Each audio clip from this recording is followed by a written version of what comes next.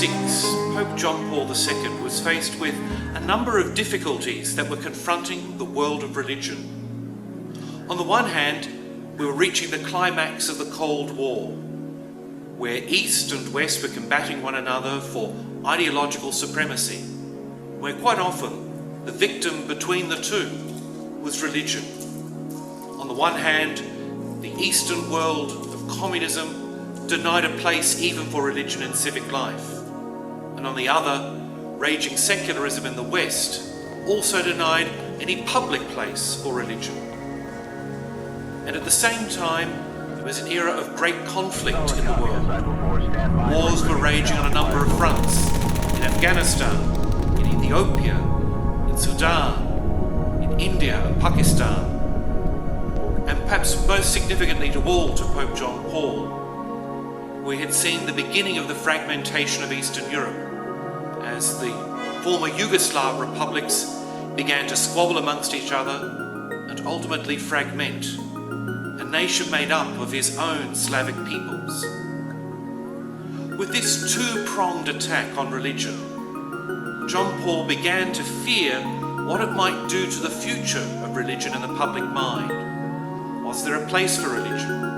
And if there was, did it mean that it was always going to lead to religious conflict, as it had been in Bosnia and Serbia and the other Yugoslav republics?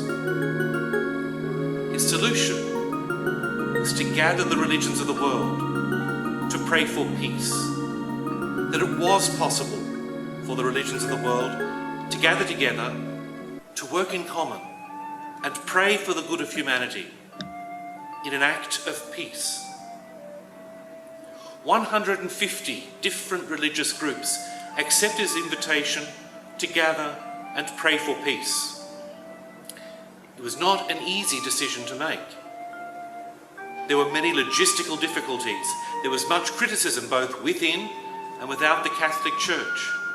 The Pope was accused of trying to meld religions and create a super-religion, of trying to take over other religions. But all that was proven wrong by the choice of venue. He and his advisors thought long and hard about where might be appropriate to hold such a gathering. And the place they settled upon was Assisi, the home of St. Francis, a little man who greeted everyone with greetings of goodness and peace, whose every greeting to them was, "May the peace of the Lord come upon you." And in this city, of the little saints so favoured by so many, both Christian and non-Christian, the leaders of the world's religions were prepared to gather. It was for many a deeply emotional time. Each religion in turn took its own opportunity to lead a prayer in which all were welcome to observe or participate if they felt common.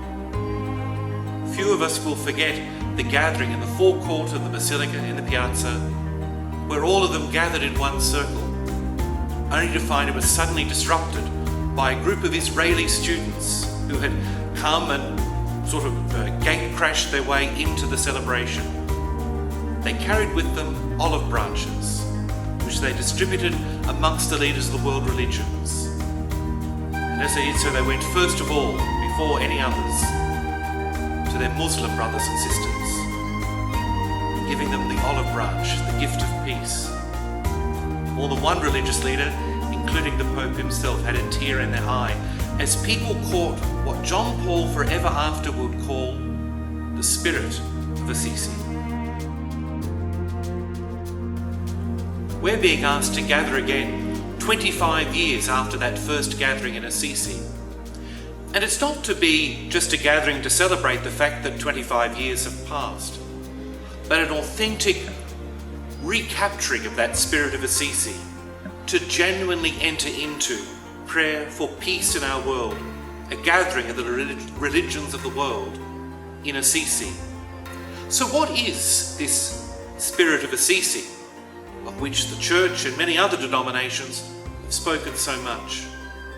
Well, first of all, it's about a spirit of peace, a desire to see the end of conflict not just between nations, but even between creeds, that sees an end to animosity and hostility between religions, an openness to dialogue, to discussion, and to the free and frank exchange of views, which leads always, we believe, into truth.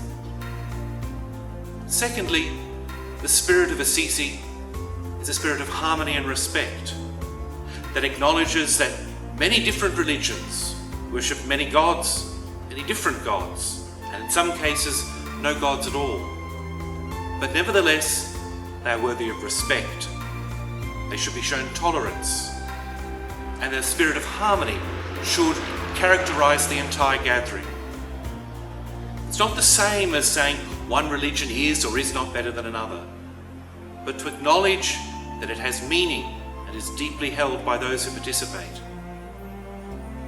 The spirit of Assisi, like the spirit of Francis himself, has a concern for humanity that is filled with compassion for many people in many parts of the world who suffer, who go without, whose lives are threatened, and who experience privation in their life because of human cruelty and injustice. The spirit of Assisi wants to set that aright, to show an example to others of how human beings, regardless of their beliefs, can come together and work for peace. It is this same spirit of Assisi which you are asked to participate this day.